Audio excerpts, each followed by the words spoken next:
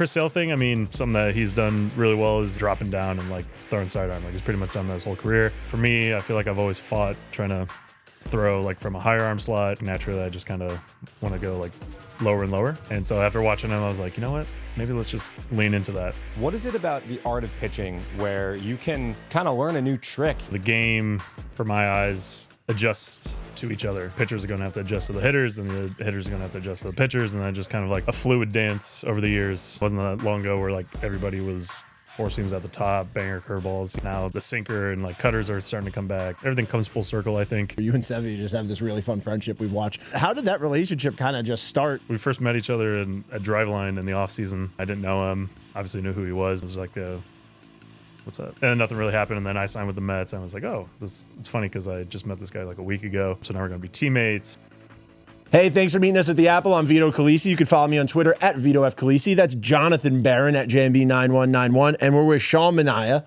And Sean, dude, the thing that's been on my mind the most since I've seen it 2 days ago is you got to tell me about this celebration the pitchers have been doing. Your group jump, your group dance, your group ritual. Yeah. I mean, I feel like the OMG sign is, first of all, awesome. But like the pitchers, we haven't really been giving it like love to them yet. So I think, if you have like a good performance, that's worthy of, the OMG signs, like very relative to the, a home run for the pitchers. So, like the last couple times, guys have been going 6 innings, 7 innings, giving up a run or no run. So, I just thought it'd be cool to do that. Just like a little, homage to the guys, and just a nice little pat in the back, and here we are. So yeah. Was it pre-discussed, or did it just happen naturally? I know we play Jump Around a lot. That's a great stadium song.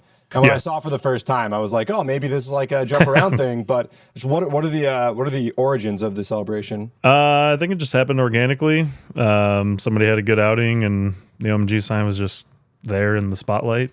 Not really, but kind of like, sort of, kind of. But it just happened organically.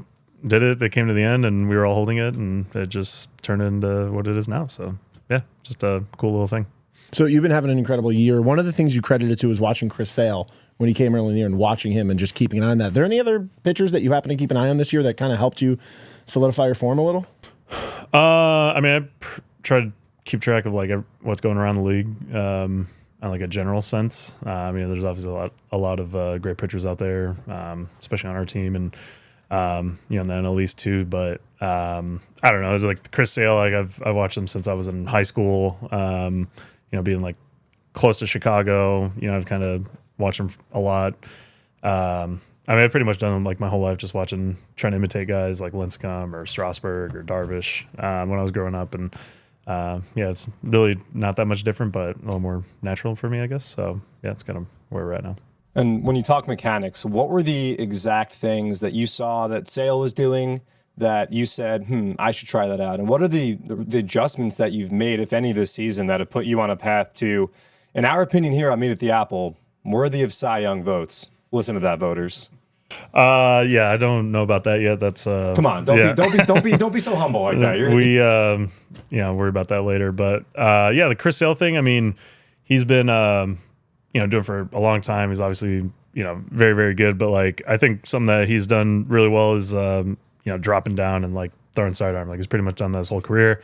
And like for me, I feel like I've always fought trying to throw like from a higher arm slot.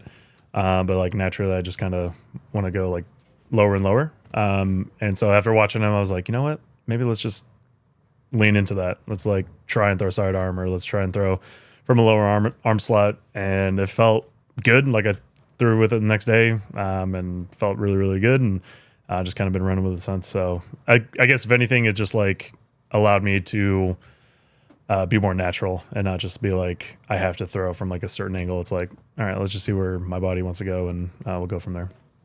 So that's one very effective adjustment you made this season. And last year you started throwing the sweeper more, and you had incredible success with it. So I'm wondering, just from your perspective, as a guy who's been around for a little bit now, the evolution of pitching and how you're always learning new things and changing. I mean, you see a guy like Tyler McGill who comes back from the minors and has been crushing it.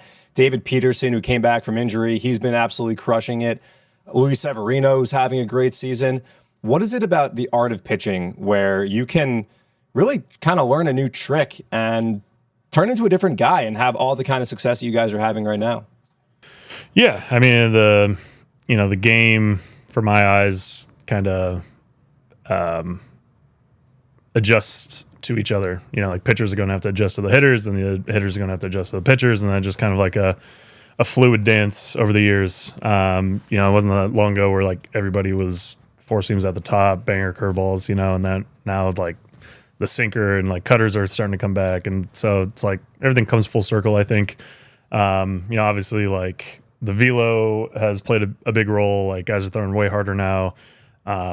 Stuff like actual movement of the pitches is changing. So, yeah, I mean, like you have to make adjustments. Like, there's not many guys that have do something for their whole career and are very successful. Like Kershaw has been doing the same thing for a while now, and obviously he's Hall of Famer and Sale to a certain extent. There's certain guys that are able to do that, but for me, it's like I wasn't really having as much success. So I was like, all right, let's try and change things up.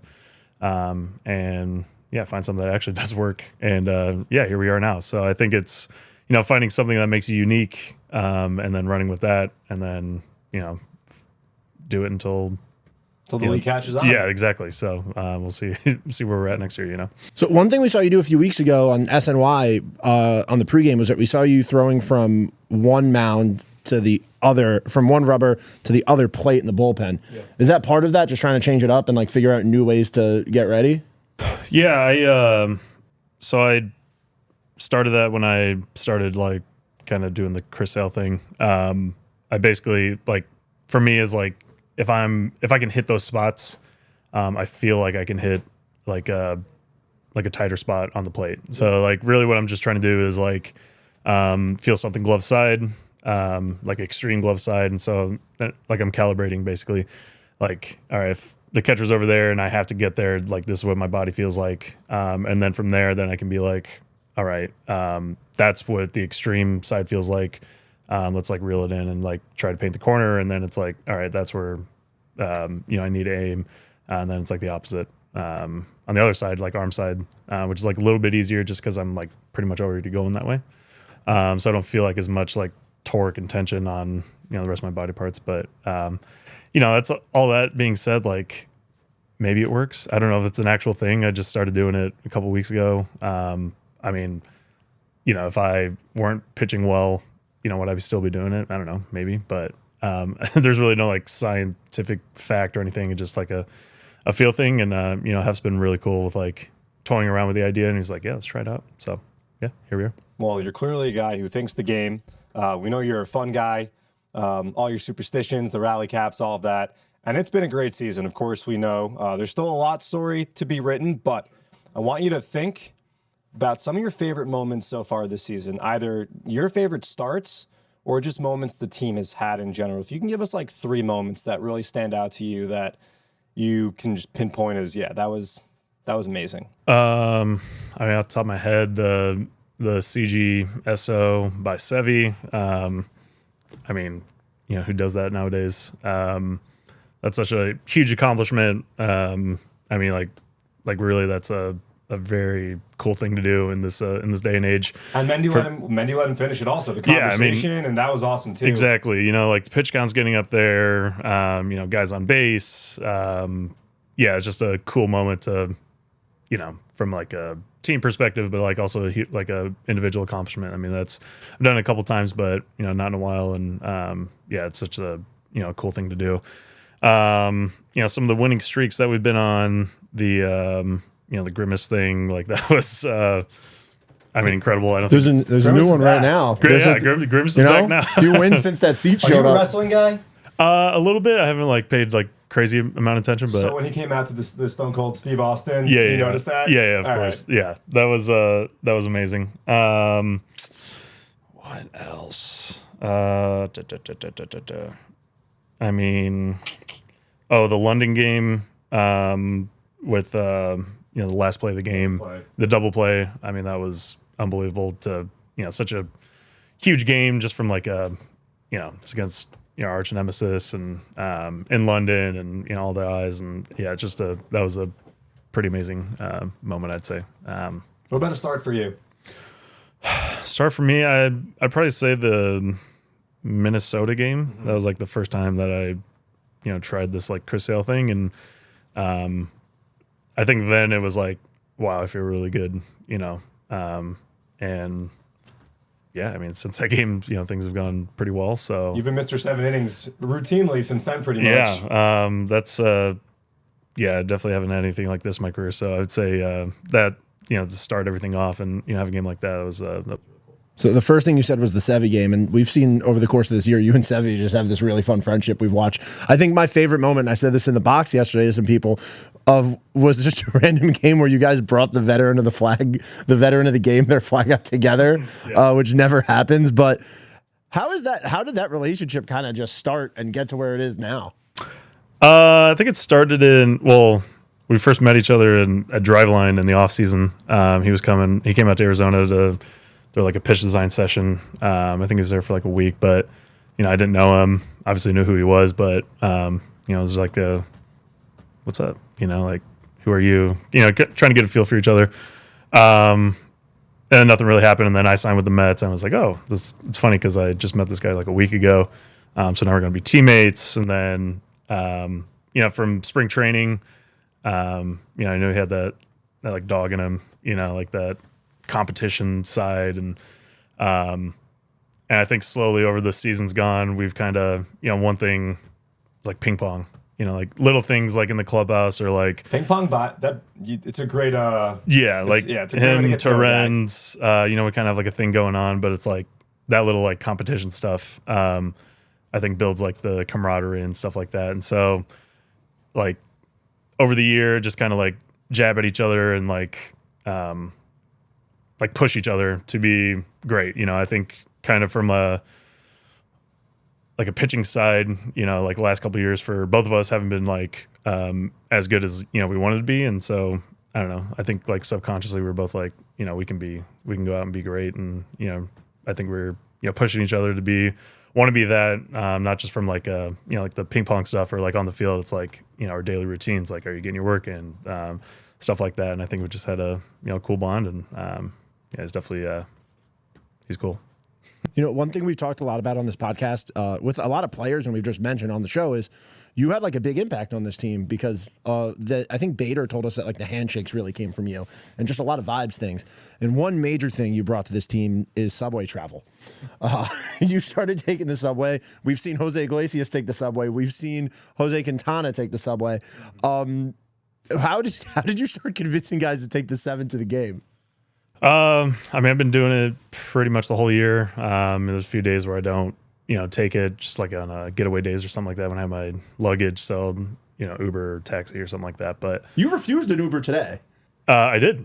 Yeah. I don't know. It's like a different part of the city. And I was like, all right, how can I get to the stadium from, the hospital? So it's like a challenge, an adventure. Yeah, literally. Like I was told you literally said it's a new adventure. Yeah. Where were you? What part of the city? Lower East Side, Upper East Side. Okay, so that required a transfer. It was 68th and York. So you had to get to Grand Central. No, it took the Q uptown to the F. Oh, two transfers. And then the F to the 7 at Jackson Heights. And, sheesh. So like that's cool. Like to me, it's like I love the adventure, to explore, and New York's obviously got so many things to do. So it's like, what kind of little adventures can I do? And for me, that's the train. Like I love taking it. It's a cool experience for me. Like growing up in a small town, I've only seen New York in like movies and TV. So like to be living here and doing that stuff is like really, really fun for me. And you took the train with Jose after a game. Yes. Yeah. He was pretty nervous because he'd never taken before, even though he's played here, a million times. I was like, played in Boston. He's been in major cities. Yeah, I know. What's he nervous about? That's what I'm saying. I'm like, dude, we took it after after the game, and I was like, hey, I got nothing to worry about. It's like super cool, like very easy to do, and I told him I need to get off, and it was OMG shirt weekend. There were people on the train. Well, what we need to do is we need to plant Jose on the train. We were talking about this. maybe like a random day, an off day, and have him do a car performance on the train and see how long it takes until someone picks up that it's Jose Iglesias. Maybe you could play a little drums, a little percussion somewhere on the train. I can figure out. I'll be his first fan. Maybe a little harmonica. Get the ooh. You got to learn OMG on the harmonica. What's your favorite instrument? I mean, if I could play an instrument, it would definitely be the harmonica. Harmonica's a badass instrument, dude. It is. It is. I love that. Solo thing. You just play your soul out. I could see you as you guys need a harmonica in the dugout. I've seen Lindor with the whistle. Yeah. Although I don't know what the MLB rules are on that one. Yeah, I'm a big fan of that. Yeah, he was giving out yellow cards. I think he gave out a red card yesterday. Whatever. Who got a red and what they do to deserve the red? I mean, you got to do something bad to get a red card. Straight red, straight off. I love that. Speaking of love, you mentioned New York and how cool it is, the subway. What a segue. I know, right? What a segue. Speaking of love. Yeah. This is not San Diego. This is not Oakland. This is not San Fran. This is New York City. And I know the city is really taken to you. You've become the ace of this staff. Mets fans circle the calendar when Sean Manaea is pitching. What are some of your favorite things about New York City, a city that has become synonymous with winning baseball right now? I mean, the transportation, really. Shout out MTA, baby. Yeah, shout out. It's such a unique and cool way to get to the field. You gonna hop on a city bike soon too? Oh yeah, I've done that multiple times. Nice. Zoomed around the city. What's better, city biking or the Lime scooters out in San Diego? I'm a big fan of Limes. City bikes. Sorry. I love the white. You get on that white horse bad boy city bike, the electric one. Maybe. No, you're a peddler. You're not cheating with the electric bike. I mean, every once in a while you get the electric Yeah. bike. You just zoom around. That doesn't even keep the ride a legs bike, fresh. and he's talking about cheating. No, I don't ride a bike. Yeah. I don't. It's dangerous. Yeah, I mean, it is kind of, I mean, that's part of the adventure though. You know? Yeah. It's like zoom it. Sean, cool. Zooming in. Sean, let's be safe here, please. Yeah. Let's keep it safe. I love that. I mean, the food, the people have been unbelievable to me, and my family. Done like the Central Park thing. We're playing catch, and people were like really cool. Had my parents here. Oh, that's right. During the All-Star break, you were throwing with the softball team. Yeah, that was a lot of fun. You brought them to a game. Yeah, I mean, it's like the fan interaction has been incredible. The staff here, Thanks. People. I don't know. I got nothing but amazing things to say about New York. The podcast. You don't get a podcast like this anywhere else. Yeah, sure don't. I've never had it in any other places I've been to, so there's that. I don't know. I just big fan of everything going on around here. So Love that. Well, we want to play a game with you. It's Okay. called Met Likely To. Met likely So to. we're going to throw things out. You're going to tell us which Met is most likely to do this, okay? Okay. All right, number one, clap when the plane lands. We'll go with Pete Alonso. Pete? Yeah. Okay. Why is that? I just feel like he's got that personality to do that, and not just start it, but like get people going to do it. Yeah, we did it. I'll go with him. All right. Who's the most likely to get actually angry over something fantasy football related? I'm talking like, It's always fantasy football. Well, it's the Jets are playing tonight. That's Yeah. Who do you root for, by the way? I'm gonna go Tyrone because Okay. he's like really into football, and He was a sick running back in high school. I know that. he was. I've seen highlights. I'll go Tyrone. Who's your Did he other- show He's you very the- passionate. Did Yeah, he show you the no, highlights? That was, or going did to be you- one of mine. Who's most likely to show you his like high school highlights? It can't be Tyrone because we used them up here. Like football or baseball or Anything. Just like walking around. Or actually, non-baseball. Yeah, non-baseball. because you're all great at baseball. We know that. Maybe Like who's showing their and one mixtape from the hardwood? Winker. I'll go with him. Yeah. What sport? Probably. I don't even know if he played basketball, but But I he bet- just has the vibe if he would do Yeah, that. yeah. All right. Give it time. Who's the most likely to, if this was school, to raise their hand and say, "Teacher, you forgot to tell us about our homework"? Man, these are these are tough. Prepare, Sean. This is our version of throwing from one rubber to the other plate. Oh my gosh.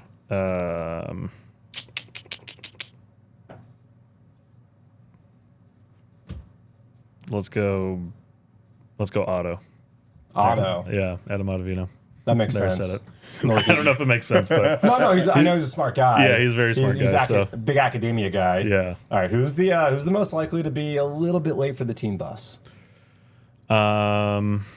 Maybe Frankie Lindor.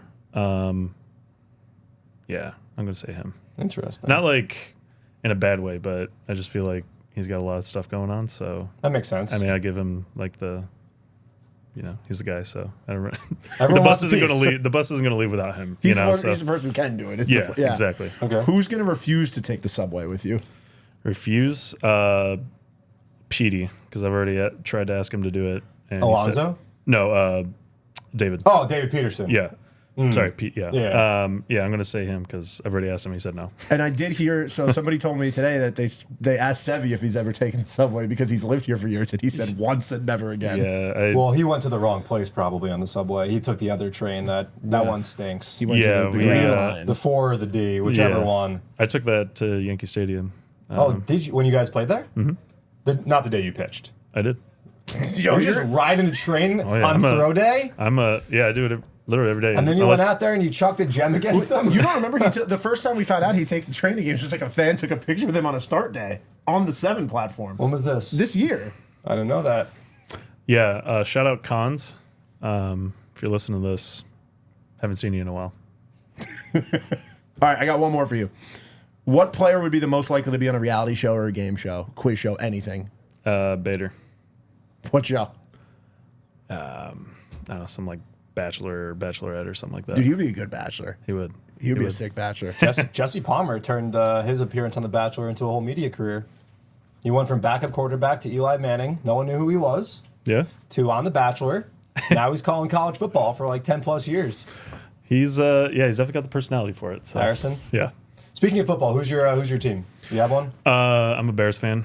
Grew up like an hour away from Chicago. So They're down. That's where right, Northwest Indiana. Yeah. Makes Sorry, sense. Jets and Giants. No, we have nothing against the Bears. I mean, a Jet fan, I have nothing against the Bears. Yeah. The Giants tore Saquon's ACL. Or no, the Bears tore Saquon's ACL. Yeah. Oof. So it's September, football season, right? But it's also the heat of a Mets playoff race. And I noticed from my seat the other day, once the Braves gave up the lead to the Reds, I looked down and I saw you and Sevy next to each other cheering. What's it like right now, just keeping an eye on everything going on? And like the fans, like what was it like when you heard the fans go nuts when the Reds took the lead? Yeah, that was because I mean they were down until the 7th or 8th. It was 5-1. Yeah. Yeah, I mean that's just like this time of year. You know, I've been in the playoffs a few times, and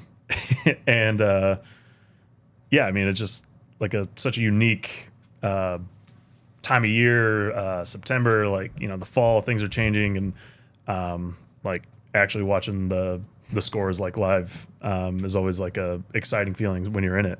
So yeah, I don't know. It's very exciting, to be in this position. So I don't know. It's I don't know. We just got a lot of work to do. So it's a lot of fun. Is this the most fun you've had in a season in your career? I mean, it's definitely up there just because this is like reminiscent of 2018 in Oakland because I think everyone kind of wrote us off. And, we're kind of like up and down until like the middle of June. And then we just figured some things out.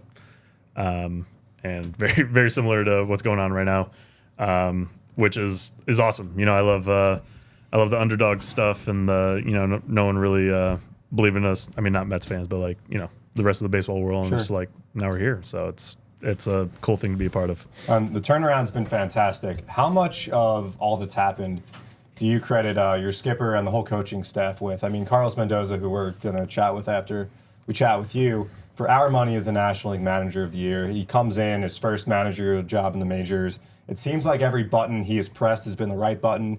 He's had conversations with guys on the mound and let them talk him into keeping them out there, and it's paid off, and he just has the right demeanor, it seems. So from your perspective, to go from 11 games under and, what felt like rock bottom. I mean, we remember 0-5, we remember, barely anybody in the stadium. I mean, we remember this the feels day, like rock bottom. 11 under, that.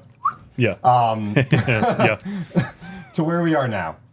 Can that happen without the right guy at the helm? No, I think, from the top down, like that's not just, like I said, you don't just be in this position down 11 games without some good things happening. What Manny's done has been nothing short of amazing. We've had some hard conversations, tough conversations, but We're talking about you right now. hey. We've had some hard conversations, but you need those to grow and learn and further the ultimate mission. And I think he's done an incredible job at that. Not just leading this team, but what he's done all around, I think has been truly amazing. So like I said, the whole like pitching staff and letting guys fight for their that last inning or the last couple outs, like such a cool thing. And him, Hef, Glenn, like everybody's just been incredible, done an incredible job here. And I think that definitely shows in our record right now. Well, Sean, thanks so much for joining us. It's been really cool getting to know you and just watching you pitch this year. You can follow this podcast, Apple, Spotify, wherever you get your podcasts. I'm on Twitter at Vito F. Khaleesi, John at JMB9191. Sean, dude, thanks so much, man. Thank you so much, guys.